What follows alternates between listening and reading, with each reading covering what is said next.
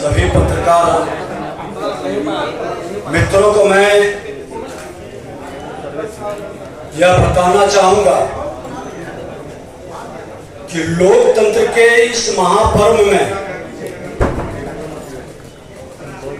Bharatiya Janata party और हमारे देश के माननीय प्रधानमंत्री नरेंद्र मोदी जी का जो एक सेवक प्रधान सेवक के रूप में काम किए और अपनी सेवा के द्वारा मां भारती के सभी संतानों का उत्थान और कल्याण करने का, सबका साथ सबका विकास के मनोभाव को लेकर एक भारत श्रेष्ठ भारत का वातावरण बनाने का काम किए हैं। उनका प्रयास रहा कि जातीय जहल को मैं खत्म करूं और देश के अंदर 4 जाति गरीब, युवा, किसान और नारी, इसका उत्थान और इसके विकास के लिए अपनी नीति को साफ नीयत से आगे बढ़ाऊं। उन्होंने लोकल फॉर वोकल के माध्यम से जहां आत्मविश्वास को बढ़ाया, जहां सोच वहां शौचालय के माध्यम से वो इज्जत घर हमारी माता बहनों के सम्मान को बढ़ाया, डिजिटल इंडिया के माध्यम से 2/3 के लगभग युवा नौजवानों के मन के अंदर विकारों से मुक्त होने का, बंधनों से बाहर निकल करके अपने देश और दुनिया के निकट पहुंचने का अवसर दिया है। हर घर मोदी, घर घर मोदी और मैं भी चौकीदार, ये कह करके हर भारतीय को चौकीदार के रूप में हर क्षेत्र में चौकीदारी करने का आह्वान और सजग किए। देश की जनता की गाढ़ी कमाई बचाना चाहती है, हम उसके साथ चलेंगे। ये 2 विचारधारा के बीच ये चुनाव होगा। भ्रष्टाचार मुक्त भारत बनेगा या इन भ्रष्टाचारियों के द्वारा भ्रष्टाचार युक्त भारत का नारा दे रहा है, इस पर निर्णय करना होगा। ये घोटाला पर अपना हर रोज एक से एक नया बयान देते हैं। उनका ये गठबंधन जनबंधन नहीं, ठगबंधन है। ये ठगबंधनों की जमात है, लेकिन गठबंधन जिसको ये कर रहे हैं, कहाँ है गठबंधन? आम आदमी पार्टी कहती है कि केजरीवाल के समर्थन में रैली हो रही है, कांग्रेस कहती है कि यह किसी व्यक्ति के समर्थन में नहीं, पूरे गठबंधन की रैली है। कमाल का ये आपस में ही इनके विचारधारा अलग अलग दिखाई पड़ते। कांग्रेस आम आदमी पार्टी दिल्ली में इलू इलू करते हैं तो पंजाब में हम आपके हैं कौन, ये भी बात चल रही है। पश्चिम बंगाल में ममता ने साथ लड़ने से इनकार कर दिया, बिहार में आरजेडी ने अपना उम्मीदवार घोषित कर दिया, कर्नाटक में और उद्धव ठाकरे अपने अपने उम्मीदवार पहले ही घोषित कर चुके। कांग्रेस आम आदमी पार्टी छोड़कर सांसद और विधायक जा रहे हैं। उत्तर प्रदेश में कांग्रेस का कोई भाव नहीं दे रहा। ये लोग का मानसिकता है कि जितना लूट सको सो लूट, हर दिन नया झूठ बोलो और लूट की झूठ बनाते रहो। विद्यालय, 7 नए IIM, 7 नए IIT, साथ ही 15 एम्स की शुरुआत पिछले 10 वर्षों में मोदी सरकार की उपलब्धि है। आज युवाओं को गांव-गांव तक खेल के प्रति रुचि बढ़ाने के लिए परिवर्तनकारी बदलाव खेलो इंडिया युवाओं के मन के अंदर एक प्रेरणा प्रदान किया और टारगेट ओलंपिक पोडियम जैसे कार्यक्रमों की शुरुआत प्रधानमंत्री जी ने किया। पिछले 10 सालों में सौर ऊर्जा के क्षेत्र में 2300% की वृद्धि देखी गई। डिजिटल इंडिया के तहत 5G टेक्नोलॉजी और UPI जैसे सुविधाओं का लाभ आज देश के गांव तक पहुंचा है और विश्व के लोग भी सराह रहे हैं, स्वीकार कर रहे हैं। आज G20 का शानदार आयोजन भारत के अंदर कर करके विश्व के विश्वास पर भारत की प्रगति को जिस तरह से इन्होंने रखा है, लोगों ने स्वीकार किया है कि भारत विश्व गुरु की ओर कदम बढ़ा चुका है। भारत का मान सम्मान भी बढ़ा है। आज नारी शक्ति बंधन अधिनियम के तहत संसद का राज्य की विधानसभाओं में 33% का आरक्षण सुनिश्चित किया गया है। मैं आपको बता देना चाहता हूं कि आज बिहार को जनधन खाता 6 करोड़ से ऊपर लोग आरोप लगाते हैं, लोकतंत्र पर खतरा बताते हैं। मैं कहना चाहूंगा कि आज 1 करोड़ 80 लाख नए मतदाता पहली बार मतदान करेंगे।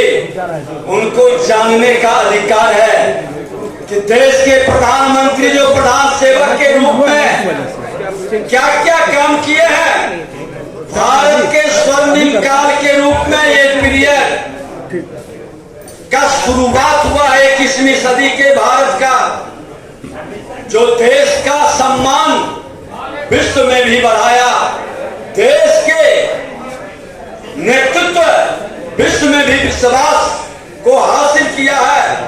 आज युवाओं के साथ साथ देश के हर वर्ग के जनता के लिए मोदी जी की सरकार समानांतर विकास की उच्चतम गति से आगे बढ़ रही है। पिछले 10 वर्षों के भीतर स्टार्टअप इंडिया के तहत 1 लाख से अधिक नए स्टार्टअप की शुरुआत, साथ ही 100 से ज्यादा यूनिकॉर्न उभर कर सामने आया है। ये नौजवानों को डिजिटल योद्धा के रूप में वो भी जान रहा है, पहचान रहा है। पीएम आवास योजना के तहत 4 करोड़ परिवारों को लाभ मिला। 80 करोड़ से अधिक लोगों को भूख से नहीं मरने दिया गया। ये भारत के प्रधानमंत्री जी का गरीबों के प्रति एक समर्पित भाव और गरीबी उन्मूलन के लिए एक बड़ा संकल्प है।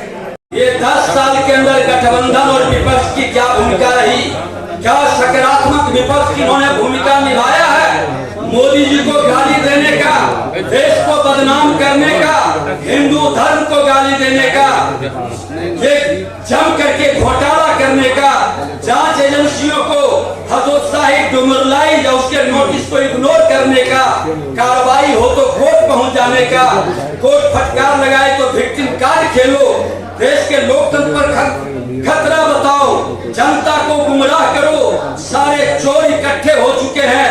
जोर जोर से कौन बोलता है, कौन मचाता शोर है, ये पूरा देश जानता है।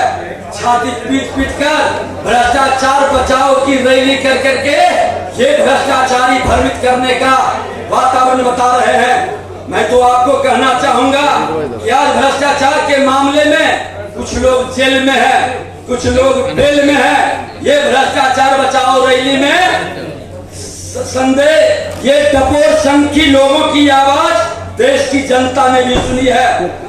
इनके नेता देश तोड़ने की भी बात करते हैं। ये देश के शक्ति का अपमान करते हैं।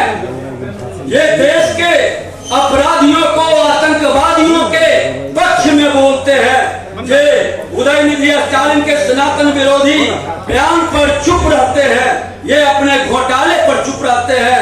ये सजायाफ्ता लोगों को सम्मानित करते हैं। ये इनका चरित्र है। काहे करते हो तुम? ये 10 साल के अंदर गठबंधन और विपक्ष की क्या भूमिका रही, क्या सकारात्मक विपक्ष की इन्होंने भूमिका निभाया है। मोदी जी को गाली देने का, देश को बदनाम करने का, हिंदू धर्म को गाली देने का, ये जम करके घोटाला करने का, जांच एजेंसियों को हतोत्साहित डुमरलाई या उसके नोटिस को इग्नोर करने का, कार्रवाई हो तो कोर्ट पहुंच जाने का, कोर्ट फटकार लगाए तो विक्टिम कार्ड खेलो, देश के लोकतंत्र पर खतरा बताओ, जनता को गुमराह करो। सारे चोर इकट्ठे हो चुके हैं। जोर जोर से कौन बोलता है, कौन मचाता शोर है, ये पूरा देश जानता है। छाती पीट पीट कर भ्रष्टाचार बचाओ की रैली कर करके ये भ्रष्टाचारी भ्रमित करने का वातावरण बता रहे हैं। मैं तो आपको कहना चाहूंगा कि आज भ्रष्टाचार के मामले में कुछ लोग जेल में है, कुछ लोग बेल में है। ये भ्रष्टाचार बचाओ रैली में संदेह, ये टपोर संघ की लोगों की आवाज देश की जनता ने भी सुनी है। इनके नेता देश तोड़ने की भी बात करते हैं, ये देश के शक्ति का अपमान करते हैं, ये देश के अपराधियों को आतंकवादियों के पक्ष में बोलते हैं। ये उदयनिधि स्टालिन के सनातन विरोधी बयान पर चुप रहते हैं, ये अपने घोटाले पर चुप रहते हैं, ये सजायाफ्ता लोगों को सम्मानित करते हैं, ये इनका चरित्र है। काहे करते हो तुम? ऊपर किसान सम्मान निधि 83 लाख से ऊपर, अन्य योजना 8.5 करोड़ से ऊपर, जल जीवन मिशन 1.6 करोड़ से ऊपर बिहार के अंदर चल रहा, स्वयं सहायता समूह 1.27 करोड़ महिलाओं के लिए और 36,032 करोड़ ऋण भी उपलब्ध कराया गया। प्रधानमंत्री आवास योजना के तहत 32,000 करोड़ रुपए से कुल 55.33 लाख मकानों का निर्माण किया गया। पीएम विश्वकर्मा योजना के तहत आज 2.5 लाख आवेदन प्राप्त हुए हैं, जो यहाँ के नौजवानों के हुनर को और परंपरागत हमारे कार्यों को आगे बढ़ाकर स्वरोजगार और रोजगार के लिए एक नई प्रेरणा का वातावरण बना है। आज मनरेगा के तहत एनडीए सरकार में 35,000 करोड़ से ज्यादा दिया गया, मुद्रा लोन में 4 लाख करोड़ ऋण युवाओं को दिया गया। 10 सालों के अंदर विकास की गति कई गुना बढ़ी। युवा साथियों को पहला वोट अगर जो देना है तो वो भी अब तय करेगा कि जो विकास की गति बढ़ाता है, जो भ्रष्टाचार मुक्त भारत बनाता है, जो देश का मान सम्मान स्वाभिमान बढ़ाता है, हम उसके साथ कदम बढ़ाएंगे।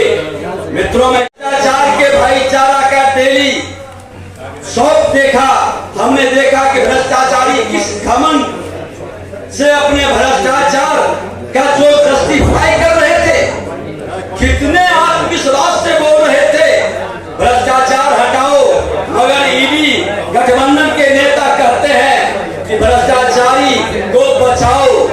एक तरफ लोकनायक जयप्रकाश नारायण ने जिन लोगों को संकल्प दिलाया था और जननायक कर्पूरी ठाकुर ने कहा था कि समाज को कोई खोखला कर रहा है, वो जातिवादी राजनीति और राष्ट्र को कोई खोखला कर रहा है, तो भ्रष्टाचारी मानसिकता के लोग आज दुर्भाग्य से ईडी गठबंधन में ये जातिवादी जहर का लहर चलाने वाले लोग की जमात परिवारवाद को अब जनता की गाढ़ी कमाई कुछ संपत्ति लूटकर भ्रष्टाचारी वातावरण बनाने में एक बड़े नायक के रूप में एक से एक उभर रहे हैं। लाख करोड़ लोगों को एलपीजी कनेक्शन दिया गया। जल जीवन मिशन के अंतर्गत लगभग 14 करोड़ ग्रामीण परिवारों को लाभ पहुंचा है। स्वच्छ भारत अभियान के तहत लगभग 12 करोड़ शौचालय का निर्माण, नई शिक्षा नीति के तहत भारतीय मूल्यों पर आधारित आधुनिक शिक्षा प्रणाली का क्रियान्वयन सुनिश्चित किया गया।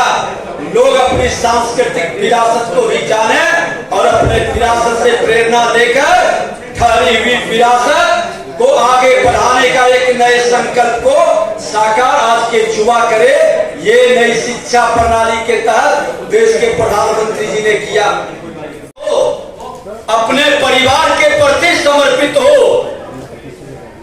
वो वंशवादी